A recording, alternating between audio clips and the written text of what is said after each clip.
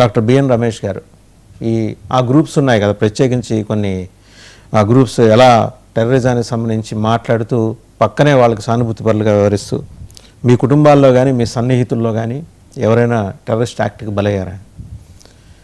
ఆయన ఒక సున్నితమైన అంశాన్ని స్పృశించారు. గఫూర్ గారు ఒక్క నిమిషం అండి, ఒక సున్నితమైన అంశాన్ని స్పృశించారు.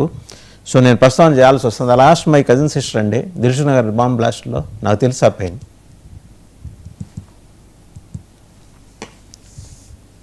సార్ వాసుదేవన్ గారు, రమేష్ గారు ప్యూర్ పోలీసు ఆఫీసర్గా ఆయన ఎక్స్పీరియన్స్తో ఆయన చెప్పాడు.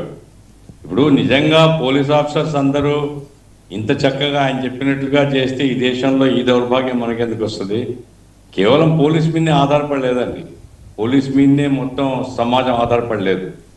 పోలీసు ఆయన ఇంకో మాట కూడా లెఫ్ట్ పార్టీస్ గురించి ఉద్దేశించి ఆయన మాట్లాడినాడు.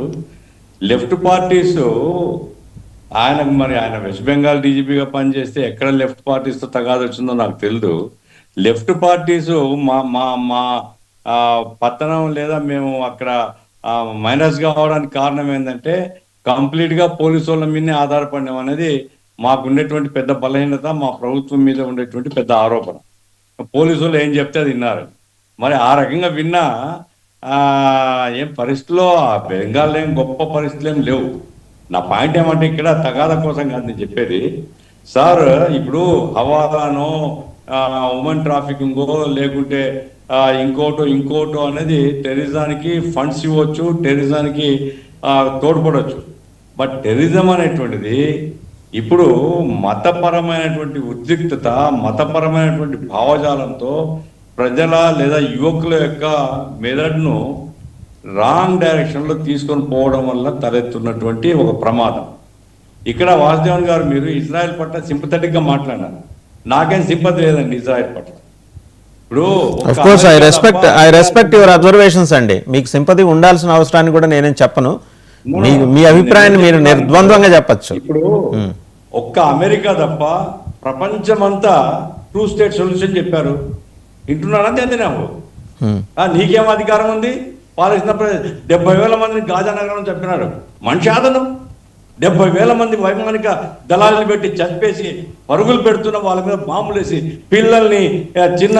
డూ యూ సపోర్ట్ హమాస్ అండి? నేను I have a straight question for you. Do you support Hamas, Hezbollah, Houthis? మీరు సపోర్ట్ చేస్తారా వాళ్ళని? హమాస్, హిజ్బుల్లా, ఇజ్రాయెల్ కాదు. నేను చెప్పేది ఏమిటంటే స్టేట్ టెర్రరిజాన్ని మీరు సపోర్ట్ చేయడం కరెక్ట్ కాదు. State terrorism also a cause for terrorism. అంటే యూదు జాతి ఉండకూడదా ఇంకా ప్రపంచంలో? ఒకటే ఒక ప్రశ్న, మీరే మాట్లాడండి. గఫూర్ గారు ఒకే ఒక ప్రశ్న, యూదులు అనే జాతి ప్రపంచంలో ఉండకూడదా? చెప్పండి మీరు. ఎవరంటారు 2 స్టేట్ అంటే? వాడు ఈ రోజు యుద్ధం చేయకపోతే రేపు ఇజ్రాయెల్ ఉండదండి. వాడు యుద్ధం చేయకపోతే రేపు ఇజ్రాయెల్ ఉండదు. అంత సపోర్ట్ చేయాల్సిన పని లేదు. సపోర్ట్ కాదు, వాస్తవం అది. మీ కళ్ళకు కనపడుతున్న వాస్తవం కాదండి. ఇజ్రాయెల్ ఒక దేశంగా ప్రపంచం అంతా గుర్తించింది. ఇజ్రాయెల్ లేకుండా చేయడం కాదు, పాలస్తీనా రాకుండా చేయడం అనేది ఎట్లా కరెక్టు? పాలస్తీనా అనేది వాళ్ళ భూభాగము. సరే, అంతర్జాతీయ ఒప్పందంలో భాగంగా ఇజ్రాయెల్ ఏర్పడింది. పాలస్తీనా దేశాన్ని తూర్చే సొల్యూషన్ మొత్తం ప్రపంచం అని చెప్తుంది. వింటున్నాడా నెతన్యాహు?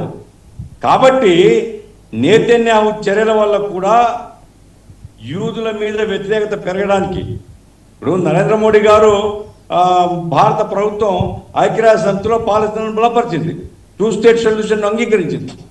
భారతదేశం లాంటి దేశం కానీ ఇతర దేశాలు కానీ ఒత్తిడి తీసుకొని వచ్చి అయ్యా ఇది మారణహోమం సాగకూడదు, ఇది సొల్యూషన్ కావాలి. ఫ్రాన్స్ చెప్తుందని మొన్నటి వరకు పాలస్తీనా విషయంలో మొండిగా ఉన్నటువంటి ఫ్రాన్స్ చెప్తుంది 2 స్టేట్. యూరోపియన్ యూనియన్ చెప్తుంది 2 state solution is only way. దాన్ని చర్చించవచ్చు. దాంట్లో ఏమిటి? ఇజ్రాయెల్ భద్రతకి ఏం గ్యారెంటీ కావాలా? ఇజ్రాయెల్కి ఏం సపోర్ట్? అమెరికా కంటే భద్రత ఇంకేం కావాలండి ఇజ్రాయెల్కు? కాబట్టి ఇక్కడ నేను చెప్పేది ఏమిటంటే ఇజ్రాయెల్ ఒక దేశంగా అది ఉంటుంది, కానీ అదే సమయంలో ఇజ్రాయెల్ అమెరికాగా సూపర్ పవర్ లాగా మొత్తం ఆ రీజన్ అంతా ఆక్రమించుకుంటానని దాన్ని మాత్రం అంగీకరిస్తే టెర్రరిజం పుట్టుకొని వస్తుంది. గట్టిగా ఒక హైదరాబాద్ అంత ఉండదండి. ఇజ్రాయెల్ అనే దేశం, వాళ్ళు ప్రపంచాన్ని చుట్టుపక్కల వాళ్ళని ఎందుకు ఆక్రమించుకోగలరు? పక్క నుంచి ఇరాన్ పొంచి ఉంది, లెబనాన్ ఉంది, జోర్డాన్ ఉంది, సిరియా ఉంది, ఇన్ని పనిచేస్తున్నాయి వాళ్ళకి వ్యతిరేకంగా. ఇజ్రాయెల్ పక్కనటువంటి వెస్ట్ బ్యాంక్ ఎట్లా ఆక్రమించుకుంటారు? ఇవేం కనపడవు వాసుదేవన్ గారు? ఇప్పుడు ఇజ్రాయెల్ మీకు హమాస్ దురాగతాలు కనపట్టలేదా? హమాస్ దురాగతాలు హోస్టేజెస్ తీసుకెళ్లి ఎముకల పోగుల్లాగా చేసిన హమాస్ దురాగతాలు. Sir Palestine liberation organization is different from Hamas. నేను మళ్ళీ చెప్తున్నా, మనం పాలస్తీనాకి సపోర్ట్ కావచ్చు కాక, నాట్ హమాస్ కాదు. అది గుర్తుపెట్టుకోవాలి మనం. నేను చెప్పేది కూడా అదేనండి. ఇవాళ హమాస్ చేతిలోకి వెళ్ళిపోయింది అది, హమాస్ చేతిలోకి వెళ్ళిపోయింది అది. పాలస్తీనా స్టేట్ ఏర్పడితే హమాస్ హిజ్బుల్లాలకు స్థానం ఉండదు. పాలస్తీనా స్టేట్ అనేటువంటిది అంతర్జాతీయ సమాజంతో చర్చించి ఏ రూపంలో ఏర్పాటు చేసుకోవాలో ఆలోచిస్తున్నారో వాళ్ళు. లేదు కదా, ఇక్కడ పాలస్తీనా హమాస్ రెండు ఒకటి ఎందుకు చూడాలి మనం? పాలస్తీనాలు చచ్చిపోయిన వాళ్ళందరూ హమాస్ వాళ్ళని ఎందుకు చూడాలి? స్త్రీలు పిల్లలు చావలేదా? చూడలేదా మన కళ్ళ ముందు? కాబట్టి నేను చెప్పేది ఏమంటే, నేతన్యాహు చేసిన దానికి యూదు ప్రజలు కారణం కాదు. యూదు ప్రజల మీద కక్షతో ఎక్కడది ఆస్ట్రేలియాలో కానీ ఇంకో చోట కానీ వ్యవహరించడం కరెక్ట్ కాదు. అమెరికా నిజంగా సమస్యలు పరిష్కారం చేయాలనుకుంటే ఇటువంటి అంతర్జాతీయంగా ఉండేటువంటి సమస్యల మీద సోబర్గా అన్ని దేశాలను కలుపుకొని పరిష్కారం చేస్తే ఇటువంటి ఈ టెర్రరిస్ట్ మీరు దొంగ చేతికి తాళాలు ఇస్తానంటారేంటి? దొంగ చేతికి తాళాలు ఇస్తారంటారేంటి? అమెరికా చేతికి తాళాలు ఇస్తే వాడేం చేస్తాడు? ఆయుధాలు కదండి ఇప్పుడు వేసేది. ఇజ్రాయెల్ కు ఆయుధాలు అంటే అమెరికా ఇచ్చేటవే కదా. అమెరికా బాంబర్స్ కదా అన్ని దేశాల మీద వేసేది. ఇరాన్ మీద బాంబులు వేస్తాడు, ఇరాక్ మీద బాంబులు వేస్తాడు, సిరియా మీద బాంబులు వేస్తాడు. ఏం అధికారం ఉందండి? ఏ ప్రత్యేక అధికారం ఉందా ఆయనకు? లెబనాన్ మీద బాంబులు వేస్తాడు, యమన్ మీద బాంబులు వేస్తాడు. నేను చెప్పేది ఏమిటంటే, తన సార్వభౌమాధికారం తను కాపాడుకోవాలా, తన సమగ్రత కాపాడుకోవాలని ఎంత కరెక్టో ఇతరులను కూడా రెస్పెక్ట్ చేయడం నేర్చుకోవాలా. ఇతరులందరి మీద నేను పెత్తనం చేస్తానంటే ఇటువంటి పుట్టుకొని వస్తాయి, హమాస్ లాంటివి ఇంకోటి పుట్టుకొని వస్తాయి. కాబట్టి అంతర్జాతీయ సమాజము సీరియస్గా దాని మీద కృషి చేస్తే, ఇప్పుడు అమెరికా నీతి ఏమిటి? సిఐఏ అసలు ఈ దేశాలన్నింటిలో అస్థిరత్వం చేయడం దాని కార్యక్రమం. సిఐఏ ఎంకరేజ్మెంట్ లేకపోతే సిరియాలో అతను అధ్యక్షుడు ఎట్లా అవుతాడు? అమెరికన్ యొక్క స్ట్రాటజీ ఇప్పుడు పాకిస్తాన్ ఆపరేషన్ ఆపినా అంటాడు.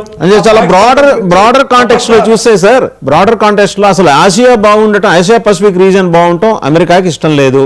వాళ్ళ ఆయుధాలు అమ్ముకోవటానికి ఆసియాలో అగ్నిగుండాలు రగులుతూ ఉండాలి.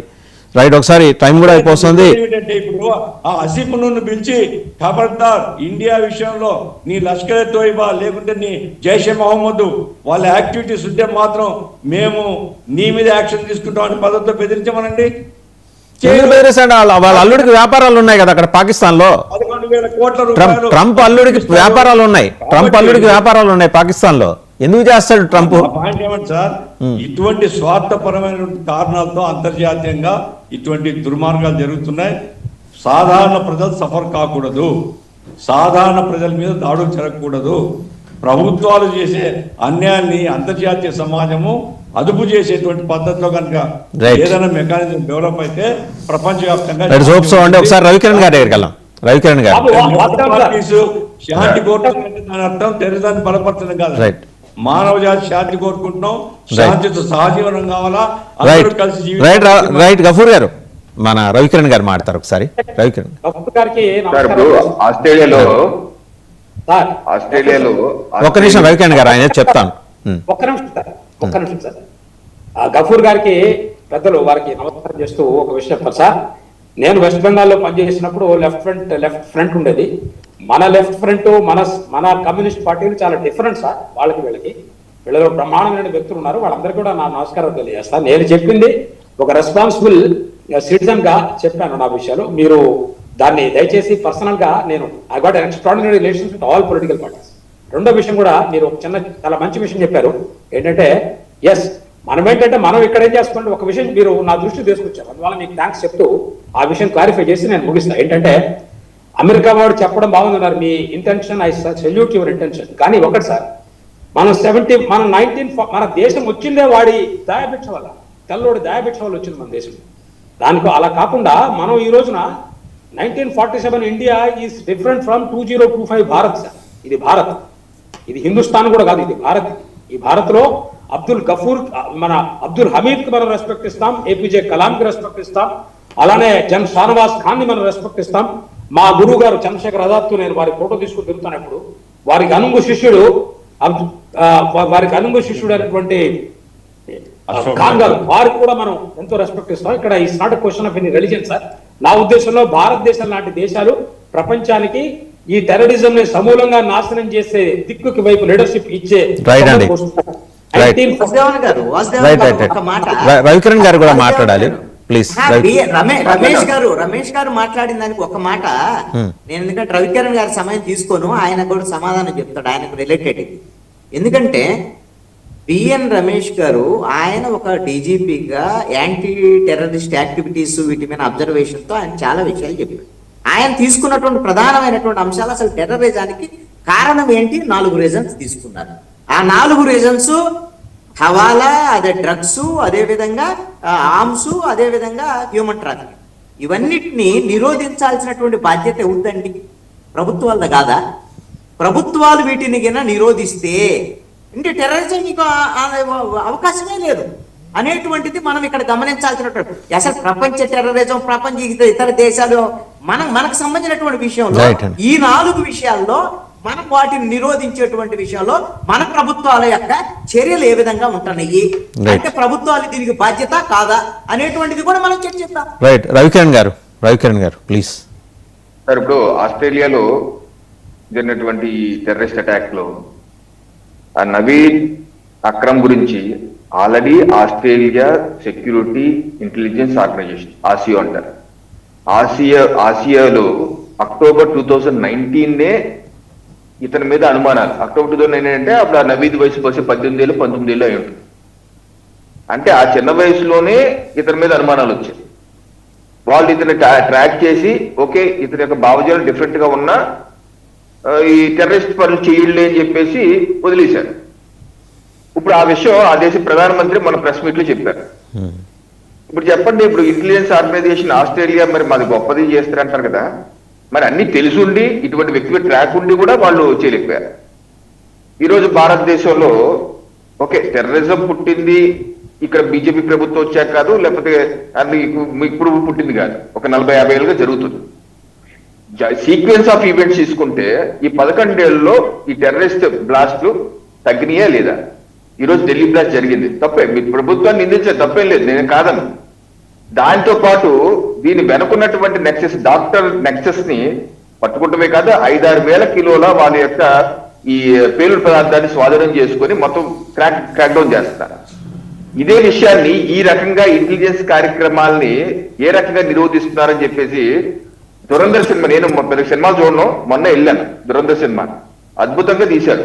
పాకిస్తాన్ ని నగ్నంగా చూపించారు, ఏ రకంగా అక్కడ మాఫియా, టెర్రరిస్టులు, ఐఎస్ఐ మిలాఖత్ అయిపోయి భారతదేశ వ్యతిరేకంగా చేసిన కార్యక్రమాలను చాలా స్పష్టంగా ఆ సినిమాలో 26/11 అప్పుడు కూడా ఐఎస్ఐ హ్యాండ్లర్లు ఏ రకంగా గన్స్ పట్టుకున్న వాళ్ళు ముంబై విధులు తిరిగినారు కూడా చూసారు. ఇది నిజం కదా, ఇది దీనిలో అబద్ధం ఉంది, నిజమే కదా.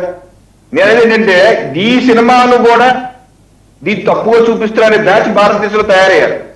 ఇది పాకిస్తాన్ లో జరిగిన నగ్నంగా చేసినటువంటి టెర్రరిజం యాక్టివిటీని కూడా ఈ సినిమాలో చూపించి తప్పనే బ్యాచ్. నేను కొవ్వొత్తులు పట్టుకుని ఎవరైతే వీళ్ళకి మద్దతుగా నేను వాళ్ళు తప్పుపడుతున్నారు, ప్రభుత్వాన్ని ఎందుకు మీరు ఆపలేకపోయారని తప్పట్లేదు. ముఫ్తీ మహమ్మద్ ఆవిడ ఢిల్లీ బాంబ్ బ్లాస్ట్ సంబంధించిన విధంగా మాట్లాడారు, ఢిల్లీలో ఉన్నటువంటి ఒక జమాత్ సంబంధించి మాట్లాడారు, చాలా మంది మాట్లాడుతున్నారు. ఈ దురంధర్ శర్మను కూడా తప్పదు, ఇలా తీయకూడదు, అలా తీయకూడదు. ఓకే, పాకిస్తాన్ దేశం లేదా కొన్ని ముస్లిం దేశాలు దాన్ని బ్యాన్ చేశాయి, మరి ఇక్కడ కూడా అటువంటి మాటలు మాట్లాడుతున్నారంటే వీళ్ళేమన్నా మేకవుని పుల్లు కదా. ఇటువంటి సమర్థించే కార్యక్రమాల్ని చేయటం ఎంతవరకు కరెక్ట్? అలాగే ప్రపంచవ్యాప్తంగా ఈ యొక్క నెక్సెస్ మాఫియా లేకపోతే ఇందాక అన్నట్టు డ్రగ్స్ పెడలింగ్ ఇవన్నీ ఆపాలి. ఓకే, ప్రపంచవ్యాప్తంగా ఆపాలి. పాకిస్తాన్ లో జరుగుతుంది, ఆర్మీయే చేస్తుంది. అక్కడ పాకిస్తాన్ ఆర్మీయే గంజాయి పండించి ప్రపంచ దేశాలతో వస్తుంది. సో దీన్ని ఏ రకంగా చేయాలంటే బహుశా అమిత్ షా గారు ఏ రకంగా మావోయిజాన్ని తొక్కేసిన విధానం 30-40 ఏళ్ళగా 50 ఏళ్ళగా మావోయిజాన్ని ఈ భారతదేశంలో పెంచి పోషించే వాళ్ళు ఈ రోజు మావోయిజం చరమ కిందకు వచ్చేసింది. ఆ రకంగా ప్రపంచ దేశాలు మొత్తం ఒక టాస్క్ ఫోర్స్ ఏర్పాటు చేసి అన్ని దేశాలకి ఉగ్రవాదులు అల్టిమేట్ ఇవ్వాలి, మీరు జనజీవన సవంతిలో కలిసిపోయండి, లేకపోతే మేము వచ్చి మిమ్మల్ని చంపేస్తాం. ఆ క్లీన్ ఆపరేషన్ క్లీన్ చేయాలి.